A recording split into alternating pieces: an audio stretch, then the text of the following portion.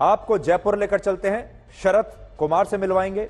भोपाल से रवीश पाल सिंह हमारे साथ हैं, रायपुर से सुमी राजप्पन और दिल्ली से हिमांशु मिश्रा मेरे साथ इस समय लाइव जुड़े हुए हैं। सबसे पहले हम दिल्ली चलेंगे क्योंकि सारा एक्शन तो दिल्ली में ही है। कल भी हमने देखा था कि जो राज्यों की राजधानियां हैं वो तो सूनी पड़ी है, वहां कुछ नहीं है। सारा एक्शन, सब कुछ, सारा फैसला सब दिल्ली से हो रहा है, इसलिए दिल्ली तो महत्वपूर्ण है ही। इस पूरे डिस्कशन में हिमांशु भी बहुत महत्वपूर्ण है, इसलिए हिमांशु आपसे हम ये जानना चाहते हैं कि आज का जो पूरा दिन है उसमें क्या क्या तय हुआ। और देश तो इंतजार कर रहा था मुख्यमंत्रियों के नाम का, लेकिन बीजेपी ने नाम तो बताए लेकिन सिर्फ पर्यवेक्षकों के नाम बताए। सुधीर जी, सबसे पहले तो मैं महत्वपूर्ण नहीं हूं, महत्वपूर्ण है तो पत्रकारिता। और इसीलिए, और कल आपने कहा भी था कि एक एक करके परत दर परत जो है वो खुलेंगी, तो पहली परत खुली है, पर्यवेक्षकों के नामों की घोषणा हो गई है। और अब मुझे लगता है कि सोमवार शाम तक जो है वो मुख्यमंत्रियों के नाम सबके सामने आ जाएंगे कि तीनों राज्यों में मुख्यमंत्री कौन होगा। फिलहाल रेस में कौन आगे चल रहा है, कौन पीछे चल रहा है, इस रेस से किसी को कोई फर्क नहीं पड़ता है जिनको नाम का फैसला लेना है। पिछले 9 सालों में मैंने हमेशा देखा है कि आप नाम कुछ चलाइए, रेस में कोई और होगा, लेकिन कछुए की चाल से जो चल रहा होगा वो जो है रेस जीत जाता है, दौड़ में वो पहला आता है। तो ऐसा कोई अंदाजा लगाने का मुझे लगता है कि कोई भी इस वक्त समय नहीं है। फिलहाल आज बाबा बालकनाथ ने जो है वो मुलाकात की है जेपी नड्डा से, और साथ ही साथ सरोज पांडे ने मुलाकात की है जेपी नड्डा से। सीपी जोशी जो राजस्थान के प्रदेश अध्यक्ष हैं वो राजनाथ सिंह से मिले हैं। कल देर रात जो है वो वसुंधरा राजे ने गृह मंत्री अमित शाह से मुलाकात की थी जेपी नड्डा से मुलाकात के बाद। तो एक तरीके से ये मुलाकातों का सिलसिला तो चल रहा है, लेकिन सवाल यह है कि अब जब बहुत नजदीक पहुंच गए हैं कि मुख्यमंत्री कौन होगा, तो इसका फैसला सिर्फ और सिर्फ अभी तक जो है वो मुझे लगता है 3 लोगों के बीच में डिस्कशन का पार्ट है। फैसला एक व्यक्ति को लेना है, प्रधानमंत्री नरेंद्र मोदी को, और जब फैसला हो जाएगा तो पर्यवेक्षकों को जो है वो बता दिया जाएगा कि आप इस नाम की घोषणा कर दीजिए। इसमें कोई संशय किसी को नहीं होना चाहिए, डिस्कशन सब होंगे, सबसे जानकारी ली जाएगी, फीडबैक लिया जाएगा, लेकिन फैसला जो है वो प्रधानमंत्री नरेंद्र मोदी को लेना है। उसका कारण बहुत स्पष्ट है, क्योंकि 2024 के लोकसभा चुनाव हैं और इन 3 राज्यों में भारतीय जनता पार्टी लगभग जो है वो सैचुरेशन पे है। और 2014 में भारतीय जनता पार्टी ने जो है राजस्थान में 25 में से 25 लोकसभा सीटें जीती, 19 के लोकसभा चुनाव में भी 25 में से 25 लोकसभा सीटें जीती, मध्य प्रदेश में 2014 में 27 सीटें जीती थी 29 में से, 19 के चुनाव में 28 सीटें जीती थी। मध्य प्रदेश में भारतीय जनता पार्टी ने 11 में से 10 सीटें जीती थी 2014 में, और 2019 के चुनाव में भूपेश बघेल की सरकार बनने के बाद जो है 9 सीटें जीती थी। तो कहीं ना कहीं भारतीय जनता पार्टी ये जरूर चाहेगी जो सीटें जीतने का उनका रिकॉर्ड है वो बरकरार रहे, उसमें बढ़ोतरी हो, कहीं भी किसी भी तरीके की कोई कमी ना आए। और इसीलिए प्रधानमंत्री नरेंद्र मोदी हर उस पहलू को देखने के बाद ही, विचार करने के बाद ही जो है मुख्यमंत्री किसको बनाया जाए इसका फैसला लेंगे। तो एक बात जरूर है, जातीय समीकरणों को ध्यान में रखते हुए नेताओं की योग्यता, उनके कार्यशैली, उनकी पार्टी और संगठन में काम करने की जो उनका कार्यशैली रही है, ये सारी चीजें देखने के बाद ही जो है मुझे लगता है कि मुख्यमंत्रियों का चयन होगा। अब देखना यह है कि क्या जो पिछले 3 मुख्यमंत्री हैं, जो वर्तमान में शिवराज सिंह चौहान है, रमन सिंह छत्तीसगढ़ में रहे हैं, 3 बार मुख्यमंत्री रहे हैं, वसुंधरा राजे राजस्थान में 2 बार रही हैं, क्या इनमें से किसी के नाम पे मोहर लगेगी, या फिर जो पार्टी के अंदर एक चलन अभी चल रहा है, जो कहा जा रहा है कि बहुत कुछ बदल देंगे, बहुत कुछ न्यू ब्लड की जो बात हो रही है, युवा नेताओं की जो बात हो रही है उस पर। जी हिमांशु, मैं आपके पास वापस आऊंगा। अभी हम चलते हैं जयपुर, शरद के पास।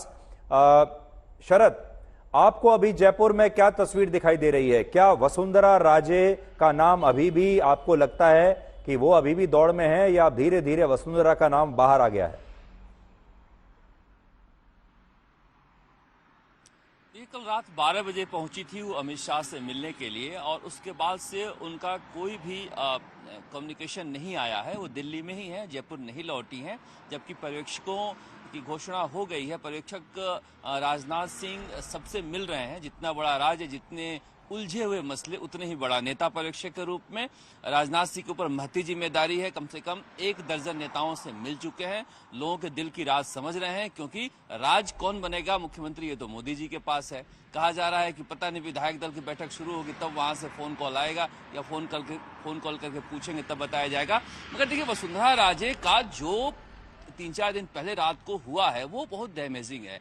आज कंवर लाल मीणा जो वहां पर झगड़ा कर रहे थे, विधायकों को कैद किए हुए थे, वो सर्किट हाउस पहुंचे और सर्किट हाउस से शाम 8 बजे मैं बीजेपी दफ्तर से निकल रहा था तो वो भगवा दुपट्टा पहने हुए निकल रहे थे बीजेपी दफ्तर से और वो कस्में खाने लगे हैं मोदी के। मोदी नाम केवलम, मोदी के नाम पर जीत हुई थी। वो जो थोड़ा बहुत वसुंधरा राजे कस्में खा रहे थे वो सारे के सारे लोग पटरी पे आ गए हैं। तो बीजेपी अब निश्चिंत हो गई है कि अब कोई बचा नहीं है उधर। मगर हमने थोड़ी तफ्तीश और की कि ये जो कांग्रेस का रिजॉर्ट था उसमें कमरा किसने बुक कराया था, तो पता चला कि झालावाड़ के उपसभापति हैं प्रदीप सिंह राजावत। हालांकि उन्होंने फोन बंद किया, बहुत ट्राई किया उन जानने की, तो मुझे लग रहा है कि थोड़ा सा मसला पेचीदा हो गया उनका।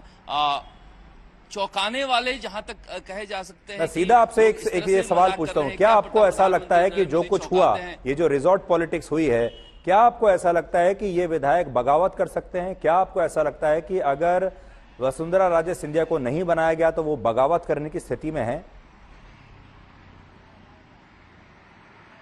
जी नहीं, पूरी कहानी पलट चुकी है। मैं कह रहा हूं कि प्रधानमंत्री नरेंद्र मोदी का चेहरा, मुद्दे, उनकी मेहनत, वही जीत है। थोड़े बहुत झालावाड़ बाड़ा के विधायक थे जो कह रहे कि नहीं हम तो रिजॉर्ट में ऐसे ही आराम करने गए थे, मुझे नहीं पता था कांग्रेस का रिजॉर्ट है ये।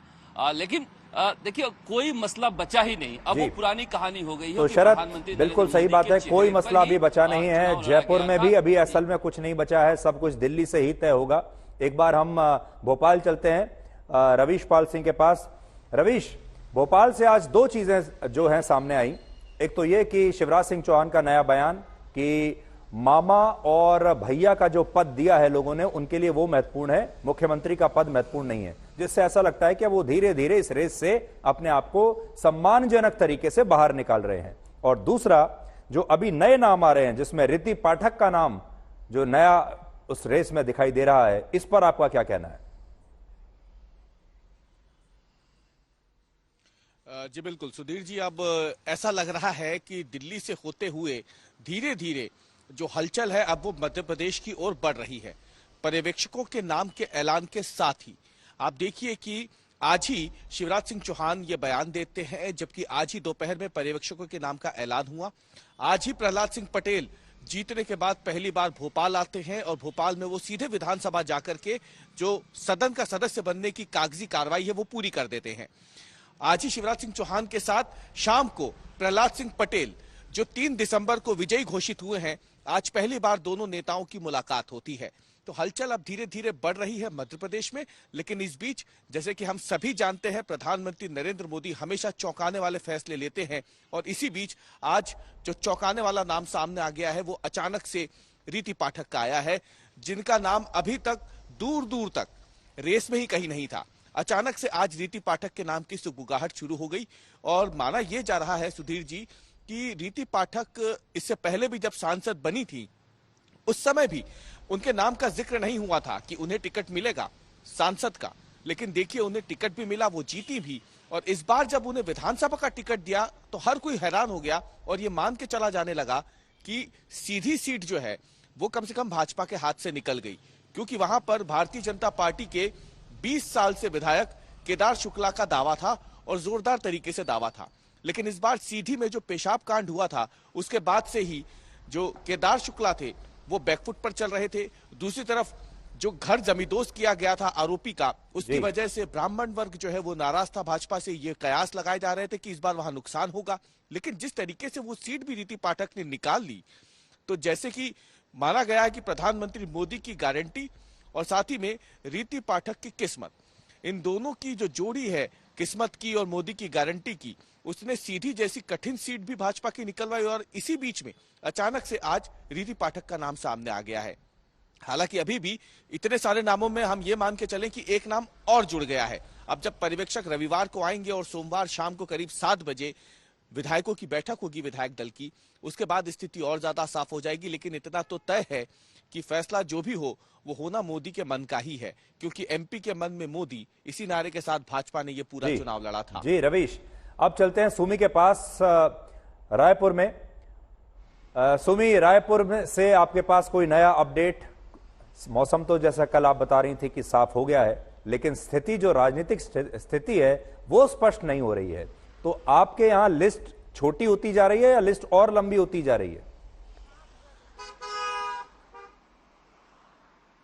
जी नहीं, यहाँ पर लिस्ट थोड़ी सी छोटी होती जा रही है। मौसम साफ हो गया है, जैसे कि आपने कहा, स्थिति साफ नहीं हुई है। राजस्थान में जिस हिसाब से रेबेल वाली सिचुएशन आ गई थी और मध्य प्रदेश में भी अभी धीरे धीरे माहौल गर्मा रहा है।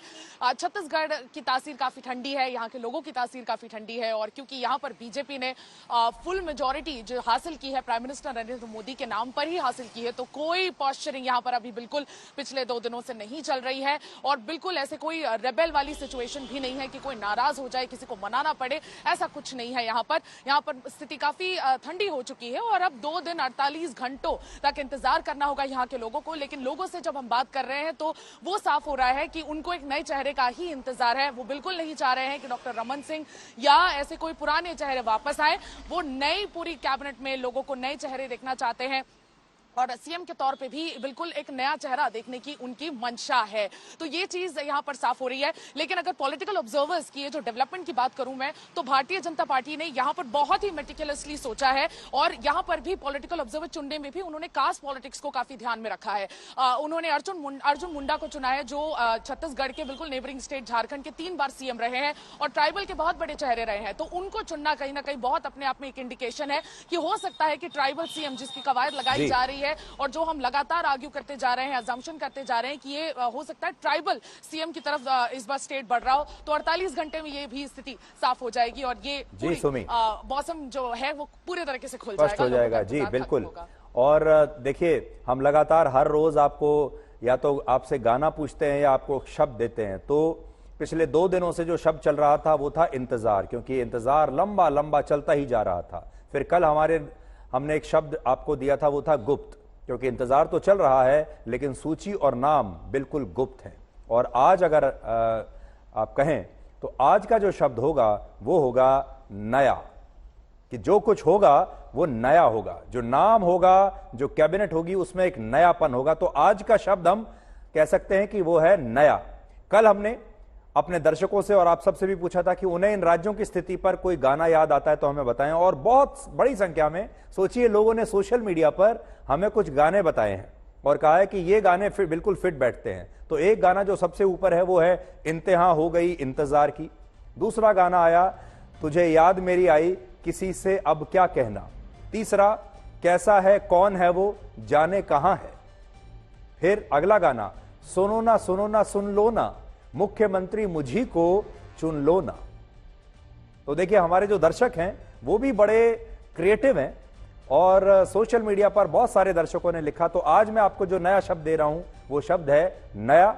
और अगर आपके दिमाग में इस नए शब्द को लेकर, आज की स्थिति को लेकर कोई गाना है बीजेपी के लिए, इन तीनों राज्यों के लिए, तो आप हमारे साथ सोशल मीडिया पर शेयर कर सकते हैं। शरत, आपका शुक्रिया। हिमांशु, रवीश और Sumi, thank you very much for the update. और उम्मीद करते हैं कि लगातार रविवार तक और सोमवार तक आपसे हम ऐसे ही बात करते रहेंगे और सोमवार से पहले ये नाम सब लोगों के सामने आ जाएंगे। लेकिन एक बड़ी बात आप देखिए, जब विधानसभा का चुनाव होता है तो हर चुनाव, ये कहा जाता है कि हर राज्य में अलग अलग मुद्दे होते हैं, हर राज्य की स्थिति अलग होती है और ज्यादातर पार्टियां हर राज्य में अलग मैनिफेस्टो जारी करती हैं। चुनाव लड़ने का अलग स्टाइल होता है, सब कुछ अलग अलग होता है, क्योंकि हर राज्य में चुनाव जो है वहां के क्षेत्रीय मुद्दों और क्षेत्रीय आधार पर लड़ा जाता है और हर राज्य की जो पहचान है वो अलग होती है। इस बार आप देखिए क्या है, मध्य प्रदेश, राजस्थान और छत्तीसगढ़ कहने को तो अलग अलग राज्य हैं, लेकिन चुनाव जिस तरीके से लड़ा, ऐसा लगा जैसे तीनों राज्यों में एक जैसे फॉर्मूले पर चुनाव लड़ा जा रहा है। चेहरा तो एक था ही, वो था प्रधानमंत्री मोदी का, गारंटी भी प्रधानमंत्री मोदी की गारंटी पर चुनाव लड़ा गया और तीनों ही राज्यों में जिस तरह से मुख्यमंत्री चुना जा रहा है उसमें भी बिल्कुल एक जैसा पैटर्न आपको दिखाई देगा। उसमें भी आपको कोई रीजनल फ्लेवर जिसको हम कहते हैं वो आपको इस बार दिखाई नहीं दे रहा। पहले क्या होता था, उसमें एक क्षेत्रीय अंदाज उसका जो दिखाई देता था, लेकिन वो अब खत्म हो गया है। और इसे आप ये कह सकते हैं कि ये बीजेपी की एक यूनिफॉर्मिटी है, यानी राज्य चाहे कितने भी अलग अलग हों लेकिन बीजेपी एक समान रणनीति के साथ उन चुनावों में उतर रही है। और फैसला लेने का जो तरीका है बीजेपी का वो भी हर राज्य में लगभग समान है। तो आज ऐसा लगता है जैसे ये तीन राज्य असल में अलग अलग राज्य नहीं है, बल्कि इन तीनों राज्यों को मिलाकर बीजेपी ने एक संयुक्त भूखंड बना दिया है। और इन तीनों राज्यों में एक साथ, सारी तीनों राज्यों की जनता को मिलाकर एक साथ शायद फैसला लिया जा रहा है। ये एक अलग तरह का बदलाव है जो राजनीति में अभी देखने को मिल रहा है।